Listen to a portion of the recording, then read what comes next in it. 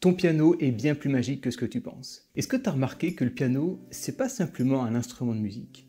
C'est un peu le reflet de toi, où toi tu donnes quelque chose au piano, mais le piano te donne aussi quelque chose en retour. Ce que je veux dire, c'est que le piano, la musique, a le pouvoir de modifier un peu tes émotions.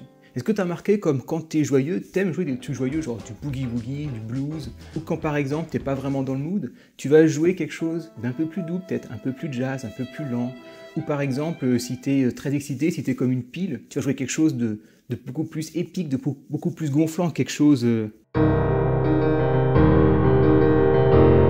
Donc on voit que il y a une espèce de cycle entre toi qui mets des émotions dans ton piano et ton piano qui te redonne les émotions et ça va faire un cercle. Et ce qui est super, c'est que on va justement créer une musique très apaisante en fait pour se relaxer, pour que quand toi là-dedans, tu as les émotions qui s'agitent un petit peu, au lieu que toi tu les réinjectes dans ton piano et que tu as une musique qui va être, on va dire, en harmonie avec ce qu'il y a là-dedans, on va faire l'inverse, on va créer quelque chose justement de très très doux pour qu'en fait ce soit le piano qui va calmer ce qu'il y a là-dedans. Et tu verras que l'effet est quasi immédiat. Donc je te propose de voir avec seulement un doigt à la main gauche, un doigt à la main droite, c'est extrêmement simple, c'est pas du tout technique, le but c'est vraiment d'y aller, on va voir ça au feeling, pour trouver une espèce de sérénité, d'harmonie, d'alignement, de paix intérieure, ce que tu veux, mais pour avec ton piano. Ouvrant ton piano, on est parti.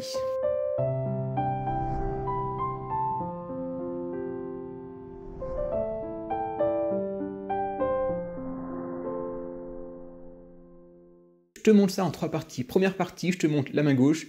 Tu vas voir, je pense qu'en 10 secondes, c'est fait. Deuxième partie, la main droite, qui est un peu plus enrichie, on va dire. Et troisième partie, comment faire une petite impro dessus, parce que je sais qu'au bout d'un moment, à force de faire les mêmes notes, tu vas dire « j'aimerais bien faire un peu chaud, j'aimerais bien m'étendre un peu, m'échapper un peu de ces notes ». Et c'est pour ça qu'on va voir comment tu peux placer quelques notes. Au niveau de ta main gauche, super simple, tu prends ton Do, pas le Do moyen, mais le Do qui est une octave plus bas. Et en fait, on va toujours jouer ce Do avec une note à la main droite.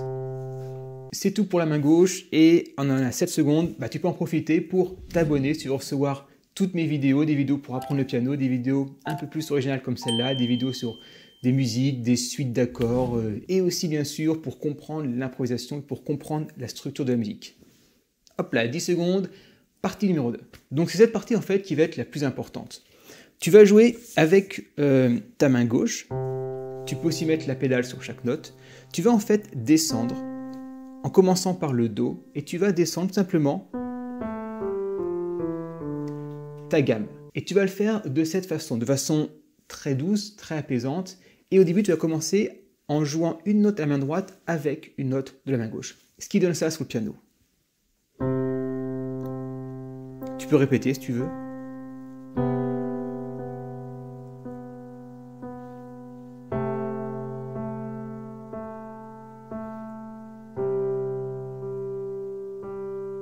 Et ainsi de suite.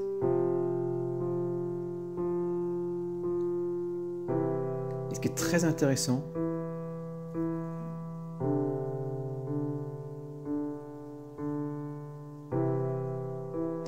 et ensuite tu reprends.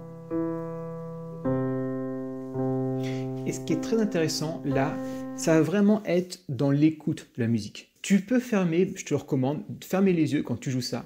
Écoute vraiment chaque sonorité. En plus, ça va t'apprendre à distinguer les intervalles, ce qu'on a déjà vu dans quelques vidéos précédentes. Mais surtout, essaie d'imaginer quelque chose avec chaque intervalle. Essaie entre ça, qu'est-ce que tu ressens? Et ça. Tu vois que là, c'est assez plat. Là, on sent qu'il y a une petite friction. Par exemple, cet intervalle est très doux, je trouve. Et le but, c'est que chaque intervalle va t'apporter quelque chose d'un peu différent. Donc, imagine quelque chose, imagine une scène, imagine une couleur, imagine, je sais pas, si tu aimes les plantes, imagine une plante différente, une couleur différente. Peu importe, mais essaye d'imaginer quelque chose dans ta tête, de fermer les yeux et de jouer de façon le plus relax possible. Et tu verras qu'après quelques secondes, déjà, tu vas ressentir beaucoup de bienfaits à jouer ça. Maintenant, en troisième partie, on va voir un peu comment improviser dessus, comment faire quelque chose d'un petit peu différent. Donc, comme d'habitude, tu le sais sûrement déjà, tu as sur mon site des cours gratuits en ligne pour apprendre l'improvisation, pour faire tes premiers pas, comprendre un petit peu comment ça se passe. Et ensuite, si tu veux aller plus loin, tu peux accéder à ma formation pour tout apprendre sur l'improvisation. Concrètement, sur ce morceau, on peut faire deux choses. On peut tout d'abord, au lieu de jouer 4 fois la note à la main droite, on peut essayer d'alterner main gauche, main droite. Tu vois, au lieu de faire ça, en jouant 4 fois, bon là je joue un peu plus vite, mais quand toi tu joueras, fais-le beaucoup plus lentement. Tu peux alterner main gauche, main droite.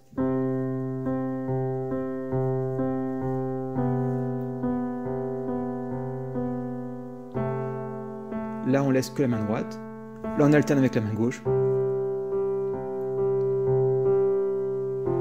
On peut même juste laisser les accords sonner comme ça et bien écouter leur sonorité. Cet intervalle avec la seconde majeure, il est très joli. La tierce majeure, la quinte juste, la sixième majeure et la septième.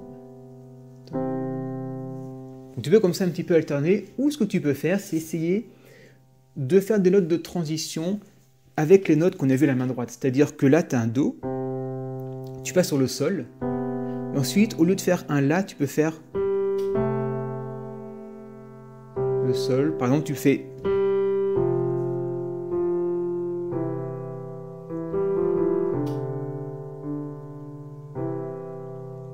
En fait, ce qu'il faut que tu comprennes, c'est que ta main droite, c'est comme si tu avais des cartes que tu peux placer différemment. Et donc, ces notes à la main droite qui vont du Do au Ré, de façon descendante, tu peux les agencer un peu différemment sans trop mettre d'écart pour pas casser le côté relaxant. Et je t'ai fait une petite entourloupe parce que là, sans le savoir, tu as commencé à travailler ton oreille. Tu as commencé à apprendre les intervalles à ton oreille sans même t'en rendre compte.